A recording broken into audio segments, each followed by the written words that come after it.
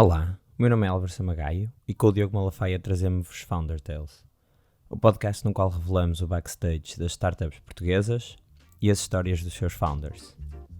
O episódio de hoje é com o Rodrigo Pessoa Jorge, co-founder e CEO da Offcoustic, uma startup que disponibiliza cabines de chamadas, ou as ditas phone booths, para empresas. Nasceu de uma necessidade pessoal e nesta parte ele fala-nos de como testaram o produto e o conceito e como chegaram à conclusão de que podia vingar. Explicou como é que produziram as primeiras unidades e como funciona o seu modelo de negócio, que à cabeça não parece nada óbvio. Podem ouvir o episódio enquanto esperam que a próxima phone booth fique livre para terem a vossa reunião. Partilhem o episódio com os vossos amigos que estão agora a testar ideias e projetos para lhes mostrarem mais um exemplo de como fazer e de como chegar à validação do mercado. Olá Rodrigo, bem-vindo. Antes de mais, obrigado por teres aceitado o convite. Diz, estás à vontade, que esteja o mais fluido possível. Parece que já foi a começar em falso. Não, é só dizer que eu é que agradeço, como é óbvio. Tenho tido tempo agora para ouvir os vossos últimos episódios e Nice. Não vi todos, mas já vi bastantes e, portanto, estou bastante a par e gosto bastante do formato, portanto, parabéns também. Agora vou-te fazer uma pergunta para te entalar, que é qual é que gostaste mais até agora? É uma boa pergunta. Eu confesso que há 2 ou 3 pessoas que eu já conhecia ou já tinha ouvido mais coisas que já gostava bastante. Posso dizer, gostei muito do podcast do André Albuquerque, por exemplo. Gosto muito de uma área que eu gosto cada vez mais, Product Management, e perceber que estamos a construir o produto certo. E às vezes o produto pode ainda não estar 100% com os acabamentos perfeitos, mas se estivermos a construir para as pessoas certas, com o preço certo, com o modelo certo, é uma coisa que eu gosto muito e o André é nessa área, como sabem, é um dos especialistas e portanto, gosto bastante. Ok, Boa. Ótimo. Então agora, se cá ficando um bocado mais em ti, eu sei o que é Offcoustic, inclusive já utilizei as vossas booths. Boa. E estou mais do que convencido, portanto não precisas me convencer, mas presumo que haja muita gente que nos está a ouvir que não conheça. Queres explicar o que é Offcoustic? Sim. Claro, por curiosidade, foi onde? Foi na NOC, eu trabalho na NOC. Okay. E Boa. São ou foram vossos clientes? Exato. Okay. Perfeito. Não, eu posso começar por explicar. Então, a Offcoustic nasceu porque eu há cerca de 4 anos trabalhava numa startup também de tecnologia em Lisboa, na parte de business development e parcerias, e mesmo antes do Covid já havia muitas calls, já fazia muitas calls, também muitas vezes com pessoas de fora ou noutras cidades. E no escritório onde eu trabalhava não havia salas suficientes para calls. Foi esse o principal problema. Portanto, havia salas de reuniões, mas não havia suficiente para o ritmo de conversas que nós tínhamos, videocalls que nós tínhamos. Isto antes do Covid? Sim, antes do Covid. Porque e nós, a Offcoustic também é pré-Covid? Lançámos depois do Covid, mas já estávamos a criar antes do Covid. Okay. Portanto, houve ali um tempo de criar o produto e toda essa fase. Mas pronto. Então, nessa fase, mesmo antes do Covid, se calhar por sermos também já de tecnologia na altura, na empresa onde eu trabalhava, já tínhamos muitas videocalls. Portanto, já havia um bocado essa tendência e já percebíamos que havia falta de espaço no nosso caso. E na altura, o que nós decidimos foi, vamos ver que há soluções no mercado.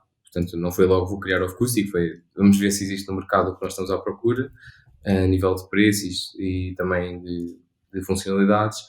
E na altura não encontramos o que queríamos, principalmente por causa do preço, mas não só, mas principalmente por causa do preço. Achávamos que era tudo muito caro. E a premissa há 4 anos foi, depois de não conseguirmos comprar no mercado, ainda foi, pedir um carpinteiro ou alguém para fazer isto, ou assim mais à medida. Ainda não tínhamos a ideia concreta e falámos com uma das pessoas que se desmarcaram um bocadinho porque tinham medo de não corresse bem, etc. Portanto, é porque não era uma solução muito óbvia na altura. Apesar de locais para calls em empresas, já é uma coisa que já existe há imensos anos, não é? Mas esta ideia de ser modular, de chegar a um escritório já existente e montar rapidamente, era isso que nós estávamos a querer criar. E pronto, na altura não encontramos, então nós pensámos, será que conseguimos fazer isto em Portugal? Desenhamos nós próprios e conseguimos fazer o que nós queremos, portanto, mais barato, mas também não era só barato, mas simples e feito com materiais simples e que fosse enquadrável no nosso escritório para poder fazer mais calls lá. Foi essa a premissa que nos levou a criar a Offcoustic. Ok, mas então voltando aí um bocadinho atrás na história, isto foi tudo pré-Covid e, portanto, depois acabaram por surfar aí uma onda que calhou bem, né? Entre aspas, porque a pandemia nunca é bom, mas para vocês até foi ali um ponto de marketing fácil. Estás a falar do aumento do número de calls. Da necessidade, né? Aumentou o volume de videochamadas, deve ter aumentado não sei quantos % nestes últimos 2 anos. As chamadas da Zoom no primeiro ano de Covid, se não me engano, aumentaram 3.000%. Que é pouca coisa. E, portanto, o que eu às vezes também costumo dizer é que os passos para estas calls, como nós estamos a ter neste momento, não aumentaram 3.000%, aliás.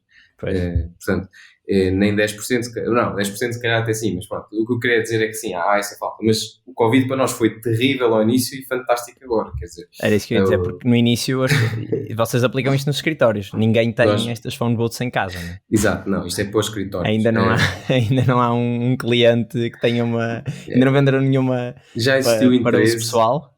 Já existiu interesse para uso pessoal, mas não é o produto, ou seja, depois acaba por algumas features serem a mais ou menos e seria um outro problema que nós no Covid até tentámos fazer algumas sessões de brainstorm para ver se tínhamos alguma solução para esse problema, que era para a casa das pessoas, mas foi porque também tínhamos algum tempo, porque de facto o início do Covid, aliás, pronto, eu até posso contar, basicamente eu tinha acordado despedir da empresa onde eu estava a trabalhar em janeiro, no início de janeiro, acordei despedir em março, portanto, eu quando me despeço começa o Covid, e portanto eu despedi-me para lançar 2020. eu despedi-me para lançar a Off-Acoustic, e portanto não fazia ideia, portanto foi uma onda um bocado estranha, portanto, não foi surfar a onda, foi um bocado à procura da onda e se calhar aproveitámos a primeira se calhar camada em julho, quando houve aquela onda mais positiva de Covid, parecia que já não existia Covid durante o verão, aí conseguimos trabalhar um bocado, mas pronto, depois foi um processo gradual, também tivemos alguns períodos mais calmos, mas sim, agora, olha, passado este tempo todo, sem dúvida que é um bom timing, porque agora a necessidade está lá, já existia, mas agora parece que aumentou. Claro. E vocês lançaram oficialmente quando? Só para nos situarmos aqui. Nós lançámos oficialmente em junho de 2020, portanto, foi no início do verão de Covid que parecia que as coisas já estavam menos agressivas. Foi mais ou menos nessa altura que nós lançámos. Quem é que foi o vosso primeiro cliente? O nosso primeiro cliente foi o Dr. Finanças, como disse que também há de ir aqui ao podcast. mas basicamente, sim, eu também já tinha estagiado com eles há muito tempo atrás. Quando estava na faculdade, fiz lá um estágio muito pequeno, mesmo no início também da empresa. E eu, quando tinha esta ideia, o nosso primeiro protótipo, nós mandámos fazer primeiro sem saber para onde é que ele ia, mais para testar. Depois fomos à fábrica e depois alterámos bastante porque não estava perto do que nós queríamos. E depois, quando já estava minimamente perto, mas olhando para trás, agora eu não... é uma diferença abismal, mas pronto, na altura falámos com eles e dissemos, podemos pôr aqui 2 semanas só para testar, para ver como é que corre, e foi assim que aconteceu, pusemos lá, e depois o feedback foi positivo de utilização, com montes de dicas de melhoria, de acabamentos, de cor, de muitos outros detalhes, mas pelo menos validou que havia a necessidade e que as pessoas usavam, e também eles compraram essa unidade, também nos validou, ok, esta primeira unidade, assim como está, já tem valor suficiente para estar aqui, então vale a pena investir nisto. E foi daí que eu comecei depois a fazer o esforço de começar a preparar para abrir a empresa e fazer todos esses passos, nessa altura pré-Covid, mas uns meses antes. Ok, ou seja, só para recapitular, tu em 2020, em março de 2020, acordaste de despedir-te da empresa onde trabalhavas, mas o protótipo só ficou pronto em junho de 2020. E foi aí que vocês puseram no Dr. Finanças ou foi antes de... Foi antes. Porque nós só lançámos, depois já temos feito esse projeto. Ou seja, esse projeto foi antes de haver marca, nem sequer tínhamos o nome definido. Foi do género, estávamos mesmo a testar se este produto num escritório vale a pena ou não. Isso foi em janeiro de 2020, digamos. Ok. E depois foi, vamos despedir, vamos fazer isto, vamos abrir a empresa, tudo para lançar em março, abril, qualquer coisa, vamos criar uma marca, etc. Pronto, e foi esse passo que foi adiado por causa do Covid e depois resolvemos fazê-lo em junho, mais ou menos. Ok. E então, sabes dizer o que é que esse cliente em específico, para o qual vocês lançaram o primeiro piloto, o MVP, o que foi? O que é que esse cliente viu em específico nas vossas booths, que ainda não tinha encontrado até então? Eu confesso que eles não estavam ativamente, esse cliente em específico não estava necessariamente ativamente à procura de booths, foi mais do género, eu tenho esta, posso pôr aqui para testar, completamente grátis, que é o nosso primeiro protótipo, queríamos só validar, e depois foi utilizado, e depois nós fizemos uns inquéritos, partilhámos com as pessoas, perguntávamos quantas vezes usavam, etc. Mas também, por exemplo, passado uma semana eu fui lá ao escritório, e quando cheguei lá estava uma pessoa a usar, e quando essa pessoa saiu entrou outra. E, portanto, esse tipo de dinâmica, mesmo naquele produto tão inicial, pelo menos provava a necessidade de uma sala com 20 pessoas a trabalhar. Faz sentido ter estes espaços depois dedicados, para de vez em quando, se eu estou ao telefone ou por vídeo, ter um local apropriado e para ter mais privacidade, para ter maior conforto. Foi essa, claro. Mesmo sendo um protótipo, com muitas coisas por melhorar. Eu sei. Nunca acharam que uma cabine fosse tão interessante. Se estiverem a gostar do episódio como nós gostamos de o gravar, não se esqueçam de partilhar e de deixar uma classificação ou um comentário. Até já. Mas então, antes de pôr no Doutor Finanças e antes de te despedir, porque aí já tinhas alguma validação por parte deles, foi a única empresa com quem... Ok. Mas já tinhas tido interesse de outras empresas ou foste mesmo... tentar resolver um problema que tu sentiste e achaste, se eu senti isto, de certeza que mais alguém há de ter este problema? Foi um mix. Falámos com mais 2 ou 3 empresas depois desse primeiro protótipo, mas projetos que até não avançaram, mas ficaram ali em conversas e propostas, porque também tínhamos que melhorar preços, design, muitas outras coisas na proposta, ou seja, a necessidade existia, mas depois também apanham o Covid e fica tudo mais lento nos escritórios. Mas eu acreditava muito, porque também este produto já existia no mercado, a definição de phone booth. Nós conseguimos fazer algo feito em Portugal, bastante mais competitivo e que nós gostávamos mais também do design ou da simplicidade, não tanto tentar ser o Ferrari, mas tentar ser mais o Smart. Na altura também era uma coisa que tinha na cabeça. E portanto, muitas das vezes as phone booths já vêm no escritório, portanto quando as empresas alugam o espaço do escritório já tem espaços para phone booths. Sim, portanto, isso acho que vai continuar. Eu acho que isso vai continuar. Acho que aqui diz. E deixa-me que te diga, não sei se entretanto quanto é que a phone booth evoluiu até agora, mas do que eu experimentei pareceu-me o Ferrari das phone booths, pelo menos comparada com outras que eu já tenho. Fantástico, muito obrigado. Fico feliz de ouvir isso. Não, a versão que tu experimentaste é já uma versão já 4.0, 5.0, qualquer coisa por dizer. Ou seja, as primeiras é que foram mesmo... e nem foi nível acústico que falharam, foi mais nas outras coisas era muito escuro lá dentro, o design exterior não era apelativo, havia muitos detalhes depois também construtivos, da produção, muitas coisas para melhorar. Mas sim, não, quem está por dentro do mercado, que é muito específico, portanto, office managers, as pessoas que tratam destes temas das empresas, ou às vezes CEOs ou diretores de pequenas e médias empresas, até 20, 30, 40 pessoas que estão a par por necessidade, que precisam de arranjar espaço para claro. Aí há opções no mercado, como qualquer outro produto, tem concorrência e nós temos o nosso nicho específico que tem corrido bem. Claro. Mas então, focando nessa versão 1.0 até 0.0 que tu falaste, consegues dizer mais ou menos quanto é que custou fazer essa primeira unidade assim para testar? Sim, posso partilhar. E até, assim, essa unidade, se eu não me engano, custou à volta de 1.400 euros, talvez. Foi bastante lindo. Nós pusemos vários orçamentos, fomos tentar várias coisas. Mas sim, foi mesmo o primeiro teste, já mudou muita coisa desde essa altura. E a nível de logística e de fornecedores e onde é que montam o quê, mudou muita coisa desde aí até agora? Sim, tem mudado também bastante. Fornecedores, processo de logística, fomos também aprendendo e ainda estamos no processo de evolução normal. Mas sim, hoje em dia, nós também temos aquelas histórias do género startup, do género, também já cheguei a alugar uma carrinha e eu próprio ia guiar a carrinha e montar uma cabine com amigos. Também já fizemos essas coisas. Felizmente hoje já não é preciso, portanto, ou já temos parceiros que fazem essas partes, portanto essa evolução aconteceu.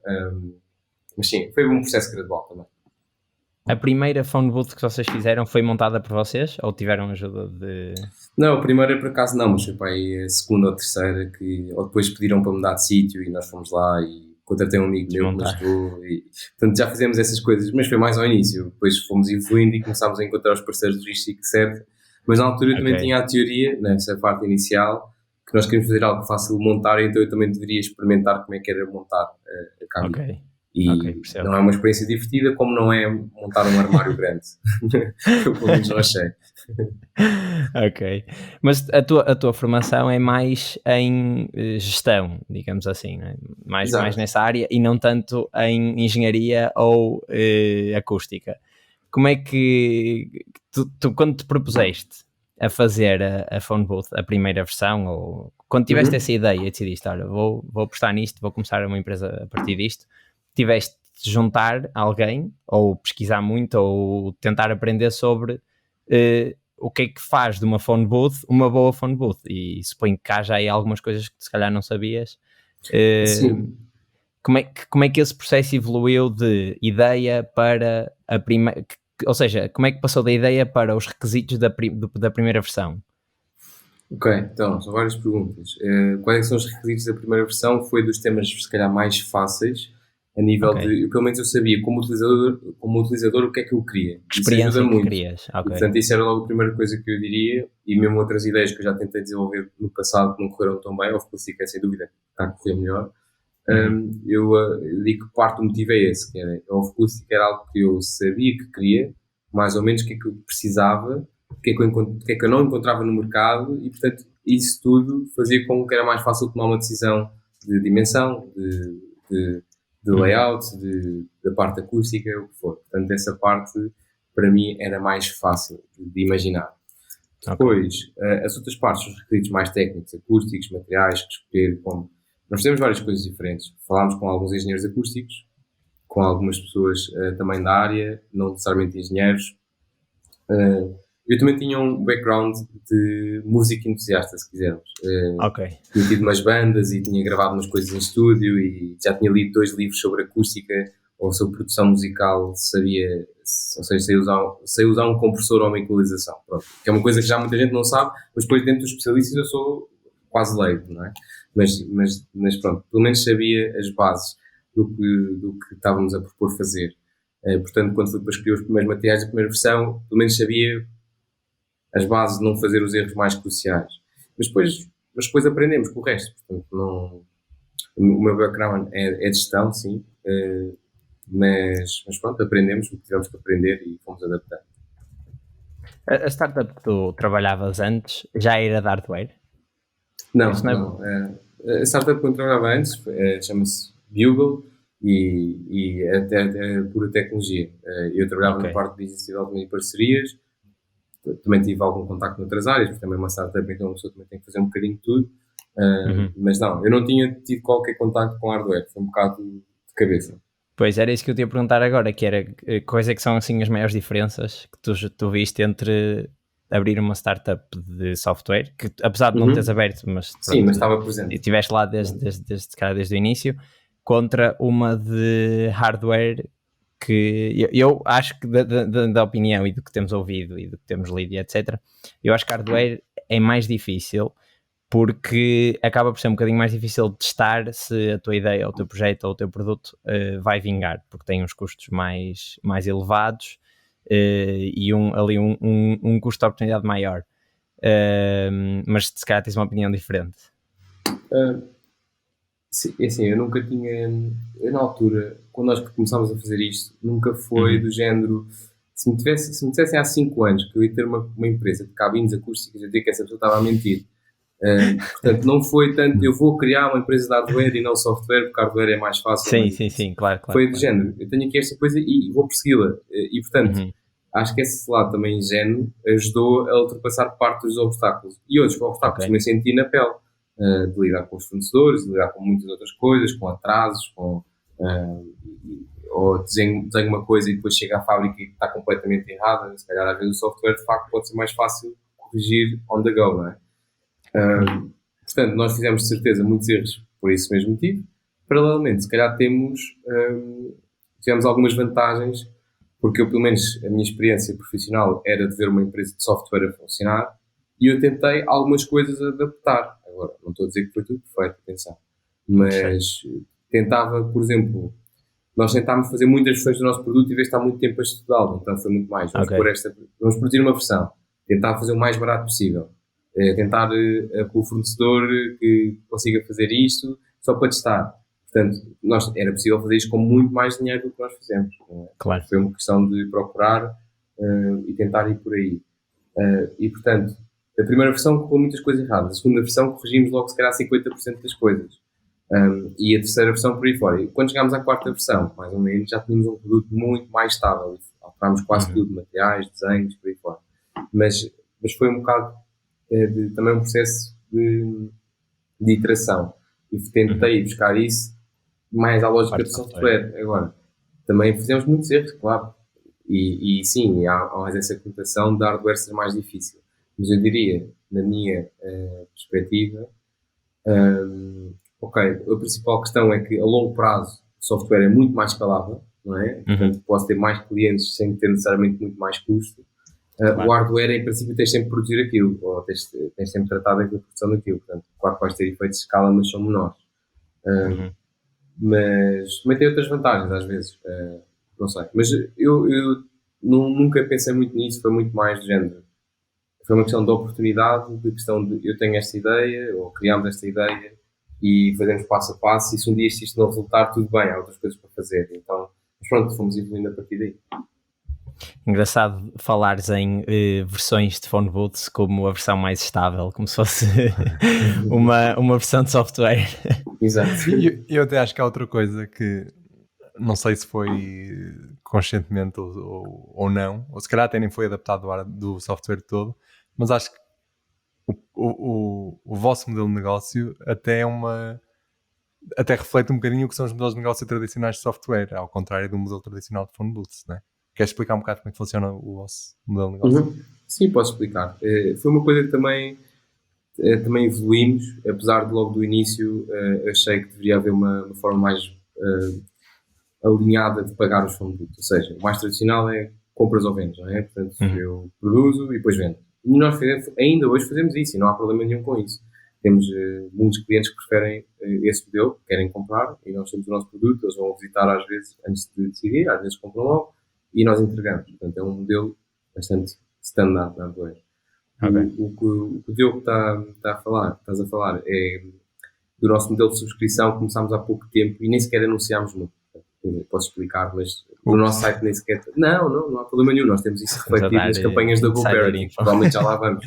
Sim, não é segredo todo. Eu estava a querer dizer é que ainda nem sequer está refletido muito na nossa comunicação e por aí fora, mas acaba por ser o que nos tem diferenciado mais, que é a ideia de termos phone booths por subscrição. Portanto, em vez de pagar X mil euros, paga menos, paga 100 e tal euros por mês. Então, é essa a base da ideia.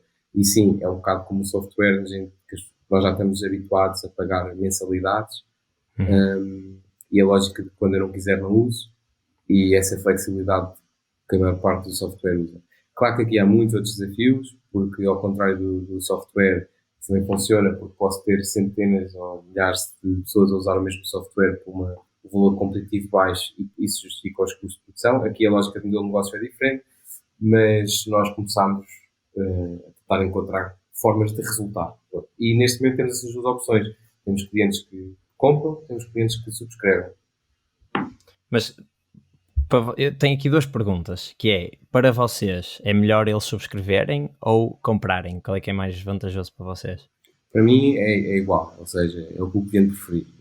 Há mesmo tipo de clientes que preferem comprar, há tipos de clientes que preferem subscrever. Tem a ver com o perfil do cliente. Por exemplo, há clientes mais corporativos ou empresas mais estáveis, digamos, que já têm budgets anuais de comprar equipamentos ou de renovar equipamentos. E, portanto, aí não há tanto essa dificuldade. O que nós temos estado a perceber é que para empresas mais pequenas e para startups, o modelo mais flexível é muito atrativo. Então esse é o nosso foco. Mas continuamos a oferecer as duas opções, até porque no limite, no mercado, também existe a opção de comprar, não é? Se eles querem mesmo comprar pelo modelo financeiro e não querem pagar por mês, nós somos os primeiros a dizer, então, neste caso, nós também temos. E a minha outra questão era, porquê que as empresas preferem ter flexibilidade nas phone booths? É que, assim, o primeiro impacto não é óbvio que eles queiram pagar isso como um serviço. Não está lá parado. Há muitos Porque motivos. É que eles querem essa... É isso. Há muitos motivos. Por exemplo, as empresas também, na generalidade, alugam escritórios e não compram.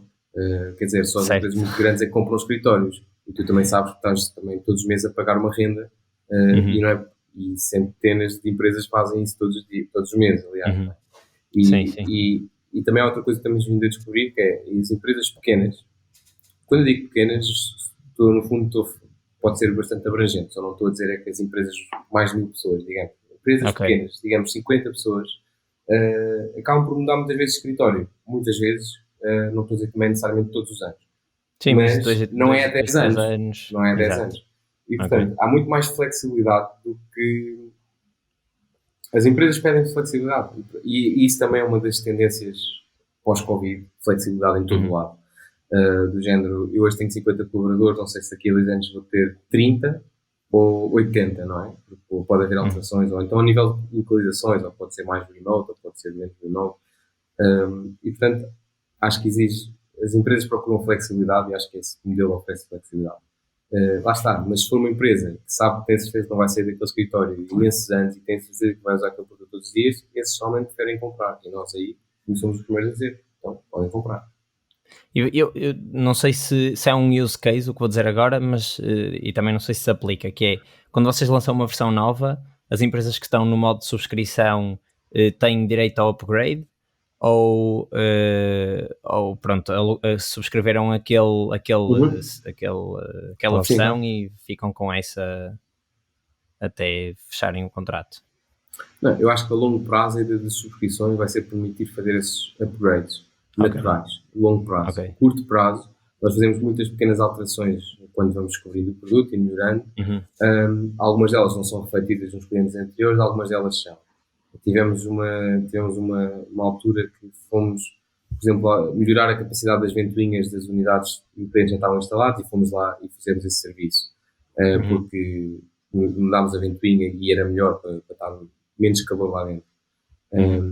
E, portanto, depende dos temas. Mas sim, não é... Mas lá está, aqui isto não é software. Portanto, nós tentamos fazer QB, mas não conseguimos fazer também... Pensa mais de outra maneira. Pensa mais, por exemplo, na frota dos carros ou numa lease plan. Na lógica que as empresas também preferem alugar um carro do que comprá-lo, a maior parte das vezes. Claro. E a lógica é parecida. É a lógica da flexibilidade, de ser tudo incluído, de ser uma lógica de serviço e também uma lógica de mais alinhada a nível de cash flow mensal. Em vez de comprar um carro por 30 ou 40 mil euros ou 20, ou seja, qual for o valor, se calhar é mais confortável pagar 300 ou 400 ou 500 euros por mês. Claro.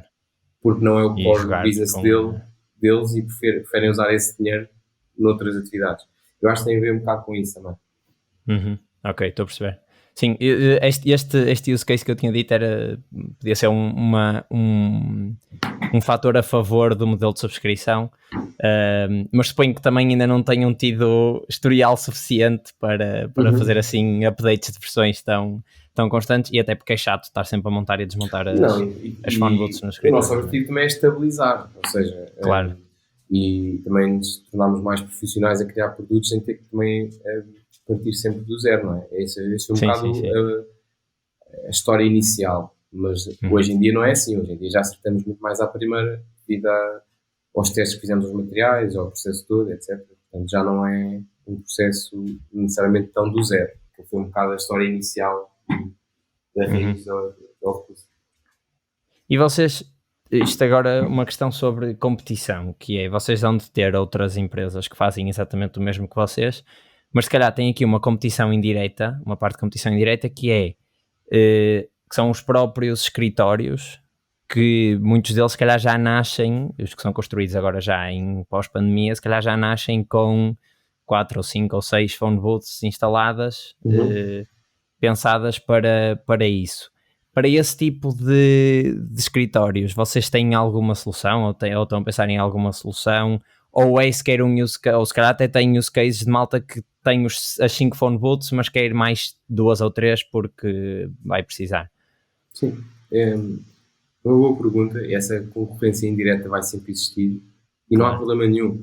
O que eu acho é que, primeiro, em alguns casos essas divisórias, chamamos assim, em alguns casos têm acústica pior do que produtos próprios para isso, e alguns clientes só por esse motivo preferem os outros. Pronto. O segundo tema é, temos alguns clientes que mesmo a fazer escritórios de raiz pedem as nossas cabines.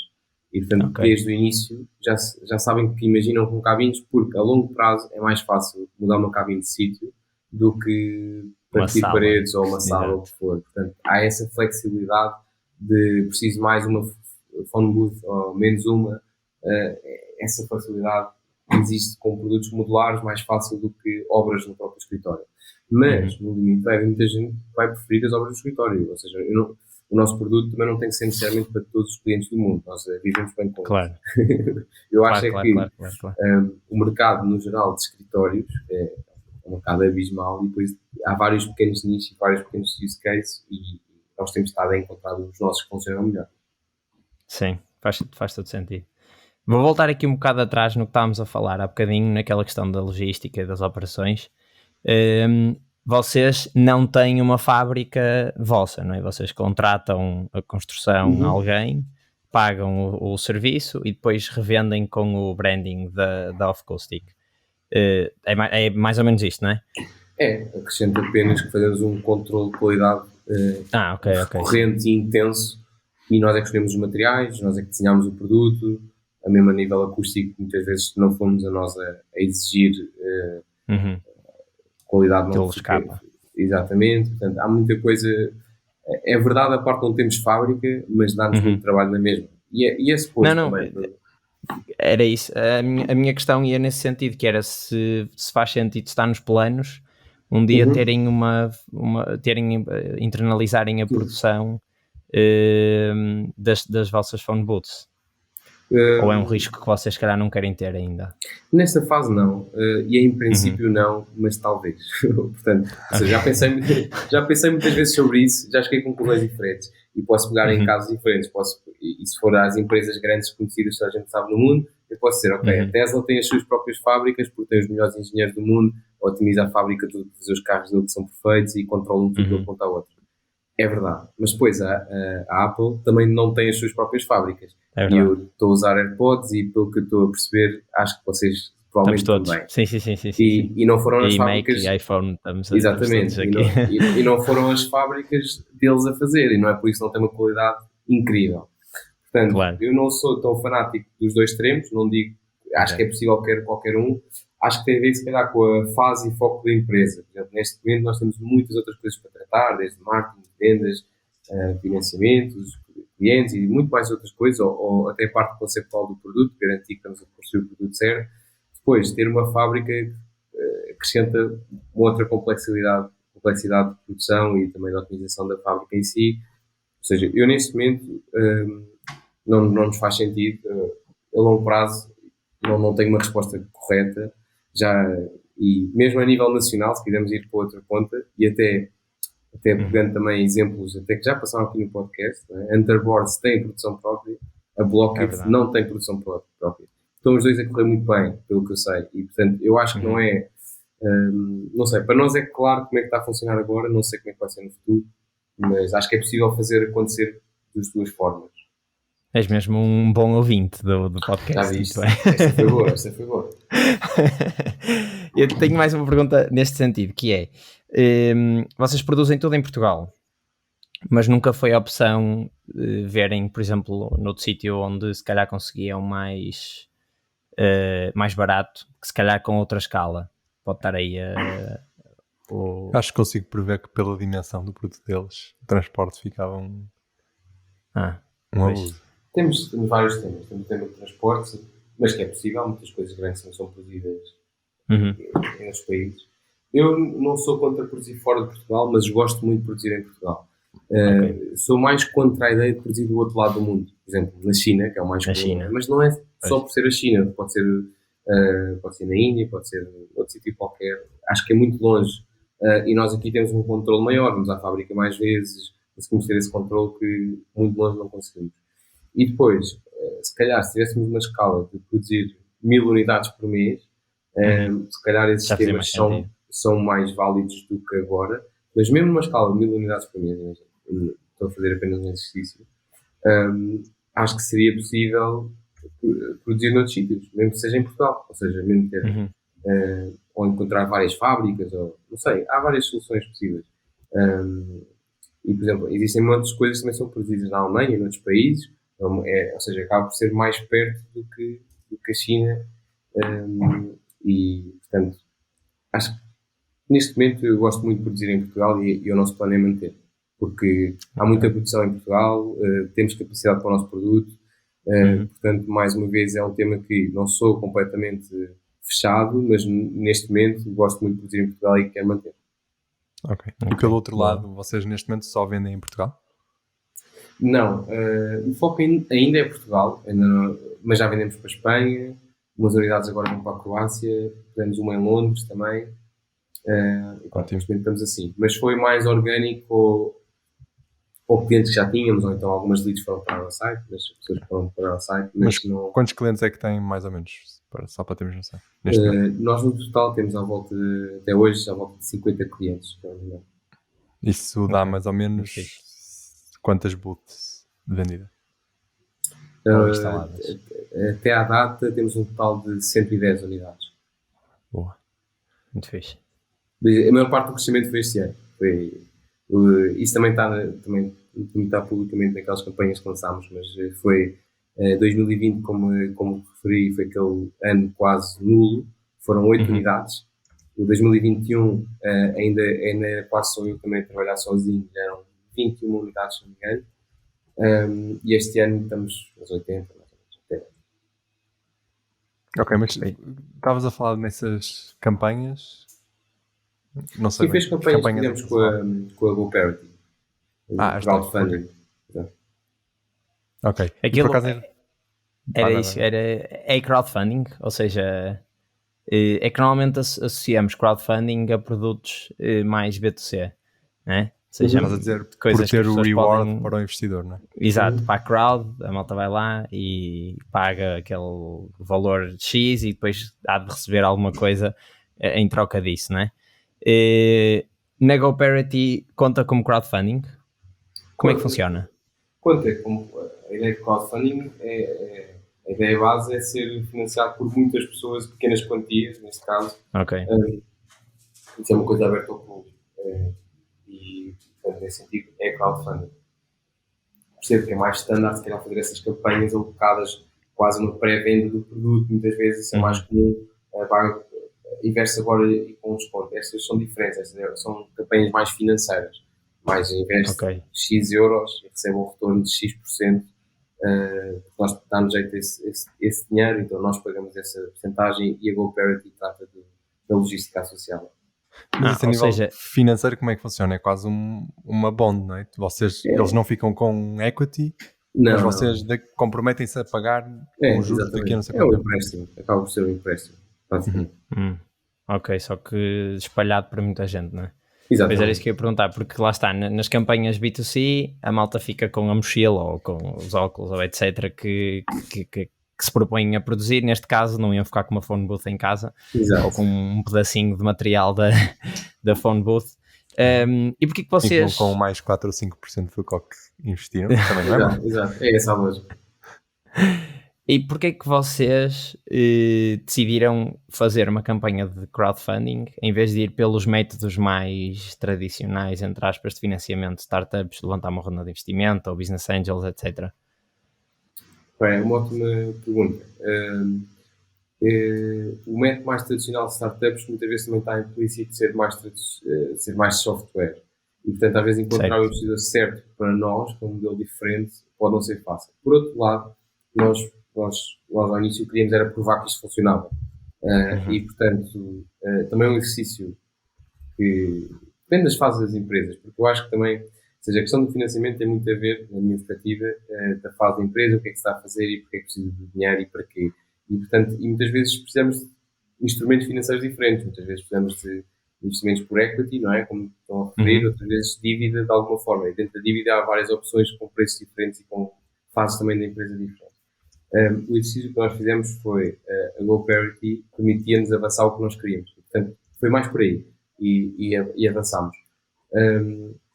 Um exercício que eu também fazia na altura, não sei se está correto ou não, mas na altura também recebemos uma proposta de investimento mais tradicional, nesse caso de business angel, de investir em X mil euros por X%.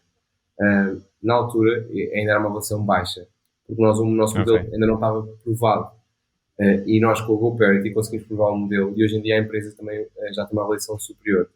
E portanto, às vezes pode ser bastante inteligente não ceder equity tão cedo, mas eu digo isto, não é uma regra, não acho que é uma regra. Acho ótimo para determinados planos que se levante dinheiro no primeiro dia, e acho ótimos para algumas startups nunca se levante dinheiro, e há ótimo, se calhar, algumas intermédias. Portanto, tem mais a ver com para que fim do que ser também defensor do modelo em si.